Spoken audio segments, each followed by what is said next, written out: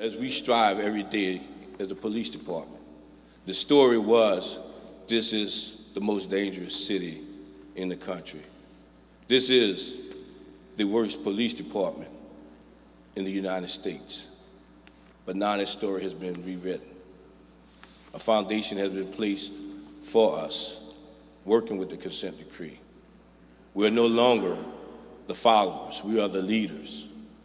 We have departments coming from across the country, from the Los Angeles Police Department to New York, Boston, and even Baltimore now is coming to us and looking to see what it is that we are doing here in New Orleans in 21st century policing, and constitutional policing, and policing reform so quickly.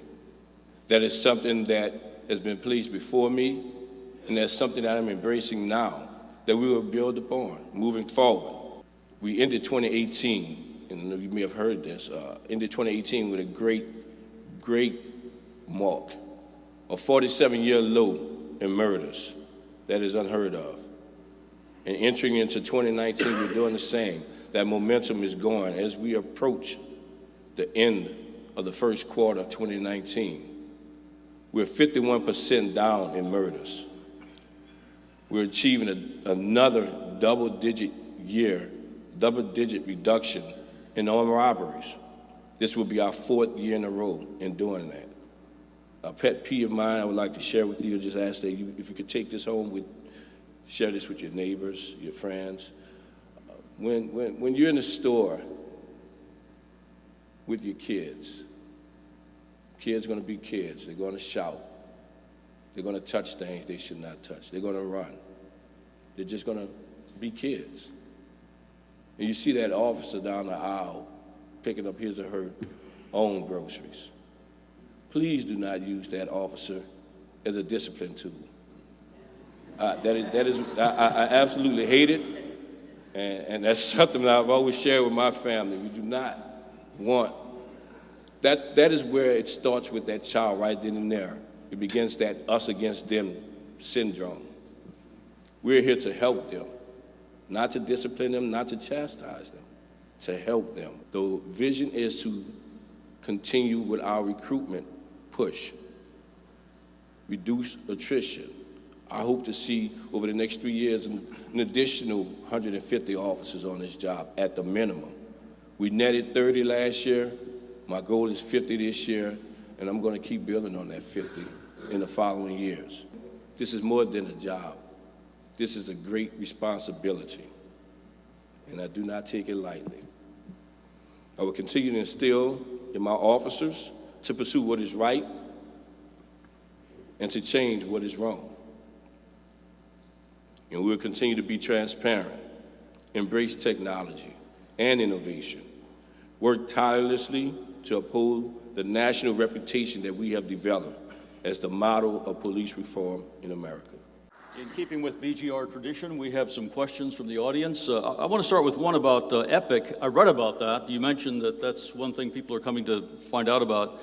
It's ethical policing is courageous. It's a peer intervention program based on the idea that greater accountability builds camaraderie and strengthens the chain of command. How exactly does it work? I can give you one example. So I remember a few Mardi Gras ago, we had a lieutenant was approached by a citizen. Well, the lieutenant approached a citizen who crossed the barricade. And that lieutenant asked the citizen to get back behind the barricade. It's there for a purpose, to protect the kids as they're marching in the parade. And that citizen just refused. They were inebriated, so they just refused to cooperate with the lieutenant. And the lieutenant was getting frustrated, I guess you could say, with the situation. And you can tell at that moment that the lieutenant was about to take an action that he or she should not have taken. And at that time, a sergeant stepped in.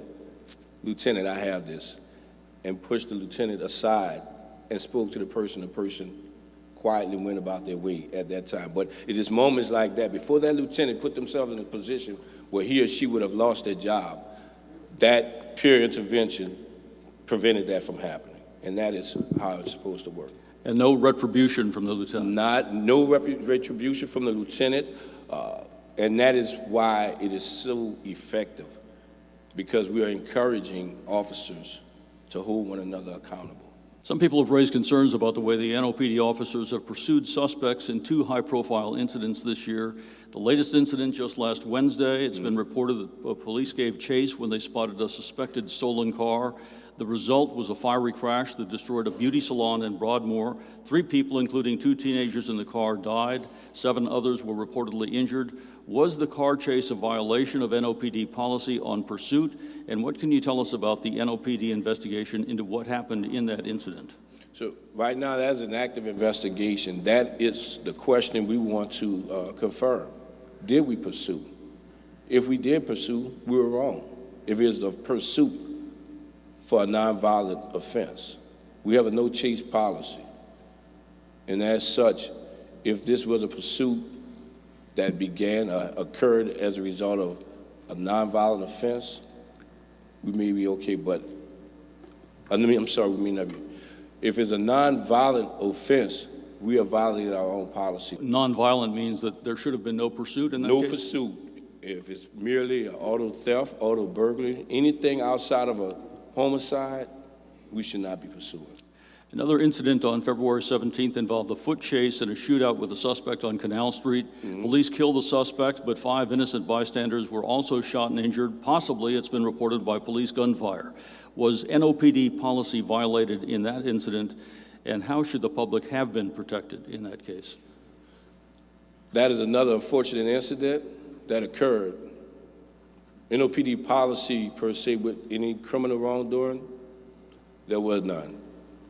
That has been vetted by federal attorneys as well as the district attorney's office.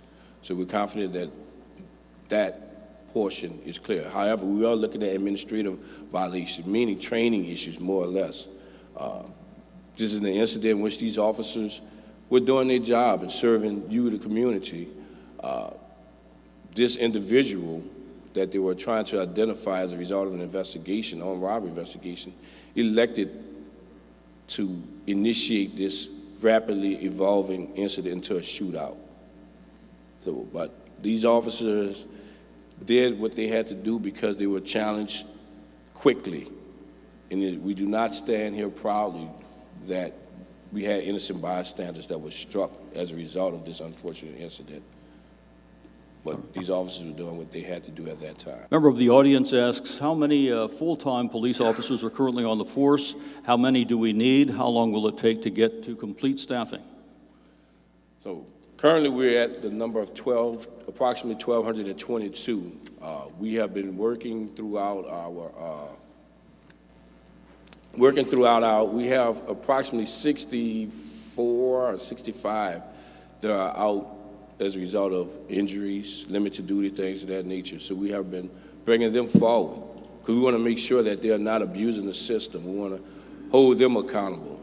Are they legitimately out, or are they abusing the system? So we have been having those hearings over the last couple of months to make sure that we're holding them accountable for their actions. An actual number, so how many officers we need, I would venture to say, I hate to put a number on it, what I would like to see is at approximately 1,500, and that is not just for arrest purposes. This is about getting the right people in various places. Investigations could use more investigators. I think this would be vital to increasing or giving us that community engagement piece as that PALS program that I would like to see built up. It would also allow us to be more visible and respond quicker. So It'll take you a while to recruit those officers, but do you have the budget for that kind of a staff, that kind of a force? again, right now for 2019, we have not budgeted ourselves for that enormous amount. No. Again, we're hoping. My goal is an additional 50, a net of 50, because we average approximately 70 to 80 officers that we lose every year. So if we can get that net 50, my goal right now is to have 120 officers to recruit in the recruit classes this year. So it would take a few years to get up to that 14 or 1,500. As I said earlier, about approximately 150 to 200 would like to see over the next 3 years. In the city's 2019 budget, your department set a priority for this year is achieving full compliance with the consent decree. You've talked about that, entering a 2-year monitoring phase. How realistic is that goal, and how do you achieve it? So I believe it's very realistic. We're at 4 or 5 points in which we have to check off for this consent decree. One is supervision. Supervision because of ratio. That is supervisor to officer ratio where they're working. I think that is something on us that we have to own. We can do a better job at managing our scheduling. That is all that is about. The next is performance evaluations. We have several performance evaluations which the New Orleans Police Department is doing. One governed by the city, one governed by the consent decree, and another internally. So we're looking at streamlining this to make it one performance evaluation that will meet all requirements, because frankly, you just cannot get a quality assessment of an employee by doing 3 different evaluations. As soon as a supervisor do one, they just want to do the other 2 just to get them off the desk, and it is not effective. Other things that we're looking at is recruitment as well as stop, search, and frisk. In that incident on Esplanade, Tashanti Tony was accused of a series of crimes, including vehicular homicide and negligent injury. He's the son of a police officer. When a relative of a police officer is involved in a crime, how do you ensure people might suspect they might get special treatment? What steps do you take to make sure they don't get special treatment? Well, I mean, we all know that I'm living proof of that. That happened my first week in office. So, I mean, it happens. Unfortunately, the Ashanti, just as, that's his name, Ashanti? Yes. Ashanti, just as my son. They're grown men, but I can assure you as I stand in front of you right here today, just as I sat with the mother of the kid involved in the fiery crash last week, that we will be transparent. We will hold them accountable. Just as I am held accountable, our officers are held accountable, these guys being related to police officers, it does not change a thing. They have their due process just as everyone else would. I wanted to ask you about the surveillance cameras. Former Mayor Mitch Landrieu had a number of crime cameras with red and blue flashing lights installed on crime hotspots, about 250 cameras, I believe. In your view, how well has that strategy worked in reducing crime, and would you like to have more of those crime cameras installed in other locations? That is the real-time crime center cameras, the red and blue strobes. That absolutely. I think my history, my experience, my jacket is investigations. And camera system is so important. If you see many of our suspects, if they see a camera, they won't go in that area. They're going to move. So it's a great deterrence, but it is a great tool also to follow up. So I definitely encourage to get as many cameras as possible. What's your view about police body cameras, police wearing body cameras? Best thing that could have ever happened. I mean, that was an initiative that we as a department did on our own. That was not mandated by the consent decree or anyone else. We did that on our own, and I think that is the best thing that could have happened, because it changes our behavior just as it changes the citizens' behavior. It changes that whole interaction, and it holds everyone accountable as to how we are behaving or conducting ourselves. I absolutely love it.